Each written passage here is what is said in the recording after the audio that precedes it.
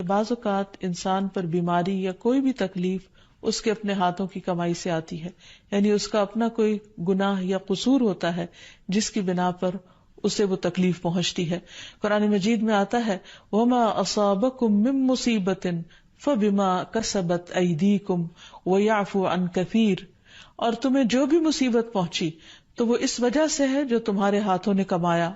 اور وہ بہت سی چیزوں سے درگزر کر جاتا ہے۔ اسی طرح بعض اوقات انسان کی بیماریاں اس کے کسی گناہ کا نتیجہ ہوتی ہیں۔ عمر رضی اللہ عنہ نے جب عباس رضی اللہ عنہ سے بارش کی دعا کرنے کے لیے کہا تو انہوں نے کہا اے اللہ، بے شک مصیبتیں گناہوں کی وجہ سے ہی نازل ہوتی ہیں اور انہیں صرف توبہ ہٹا سکتی ہے۔ پھر اسی طرح ایک اور روایت میں آتا ہے رسول اللہ صلی اللہ علیہ وسلم نے فرمایا جب بھی کسی رگ یا آنکھ کو نقصان پہنچتا ہے تو وہ کسی نہ کسی گناہ کی وجہ سے ہوتا ہے، لیکن جو تکالیف اللہ تعالیٰ ویسے ہی ٹالتا رہتا ہے وہ کہیں زیادہ ہو جاتی ہیں۔ پھر اسی طرح بعض بیماریاں انسانوں کے اعلانیہ گناہوں کی وجہ سے بھی ہوتی ہیں، جیسے کہ ایک حدیث میں آتا ہے جب کسی قوم میں بدکاری عام ہو جاتی ہے اور وہ اعلانیہ اس کا ارتکاب کرتے ہیں تو ان میں طاعون اور ایسی مختلف بیماریاں پھیل جاتی ہیں جو کہ ان سے پہلے گزرے ہوئے لوگوں میں نہ تھی۔ ابو امامہ باہلی سے روایت ہے کہ نبی صلی اللہ علیہ وسلم نے فرمایا جس بندے کو بھی بیماری سے پچھاڑ دیا گیا ہو تو اللہ تعالیٰ اسے جب بیماری سے اٹھاتا ہے تو وہ پاک ہوتا ہے۔ تو یہ ایک حقیقت ہے کہ انسان کے گناہ اس کے لیے مشکلات کا سبب بنتے ہیں۔ امام ابن القیم الجوزیہ لکھتے ہیں، ان کی ایک مشہور کتاب ہے الداء والدواء، بیماریاں اور علاج، اس میں وہ کہتے ہیں کہ کوئی بھی گناہ ایسا نہیں کہ جس کے اثرات نہ ہوں۔ انسان سے چھوٹی یا بڑی جو بھی کوئی غلطی صادر ہوتی ہے اس کے نتیجے میں کچھ نہ کچھ اثرات اس کی زندگی پر ضرور پڑتے ہیں۔ ہاں اگر اللہ تعالیٰ معاف کر دے تو وہ اور بات ہے، ورنہ ہر گناہ کی ایک تاثیر ہوتی ہے،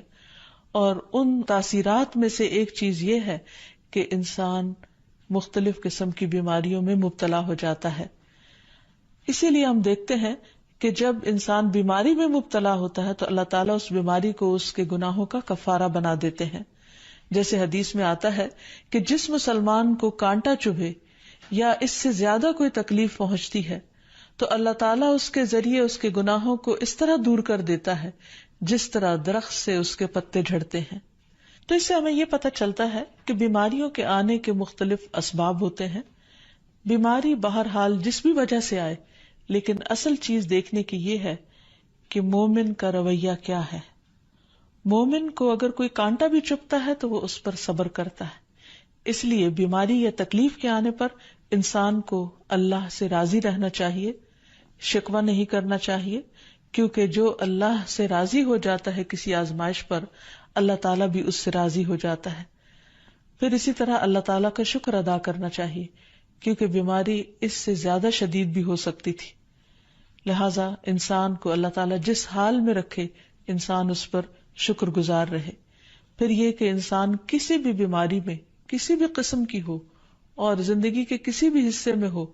اس میں مایوس نہ ہو، پر امید رہے کہ بیماری دور ہو جائے گی۔ پھر اسی طرح اگر بیماری طول پکڑ جائے تو انسان کو گھبرانا نہیں چاہیے،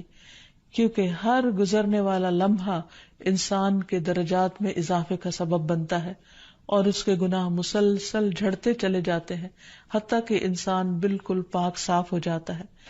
پھر اسی طرح انسان کو بیماری کی حالت میں دوسروں سے شکوے شکایات نہیں کرنی چاہیے، کیونکہ بیماری اللہ کے اذن سے آتی ہے، اور جب انسان ہر ایک کے آگے رونے لگتا ہے تو گویا وہ اللہ تعالیٰ کا شکوہ کر رہا ہوتا ہے، جو چیز اللہ تعالیٰ کو پسند نہیں۔ پھر اسی طرح منہ سے برے الفاظ نہیں نکالنے چاہیے، بیماریوں کو کوسنا نہیں چاہیے، اور پھر ایسے الفاظ نہیں ادا کرنے چاہیے کہ مجھے لگتا ہے کہ اس بیماری میں میری زندگی چلی جائے گی، یا یہ کہ کسی مریض کی عیادت کے لیے جا کر اس کو اس قسم کی بات نہیں کرنی چاہیے، خواہ کتنی ہی خطرناک بیماری کیوں نہ ہو، ہمیشہ اسے امید دلانے چاہیے، کیونکہ مایوسی کے الفاظ اور برے بھلے اور منفی قسم کی باتیں اللہ تعالیٰ کو پسند نہیں، اور انسان ویسے بھی جیسے سوچتا ہے پھر اس کے ایکشن اس کے مطابق ہونے لگتے ہیں۔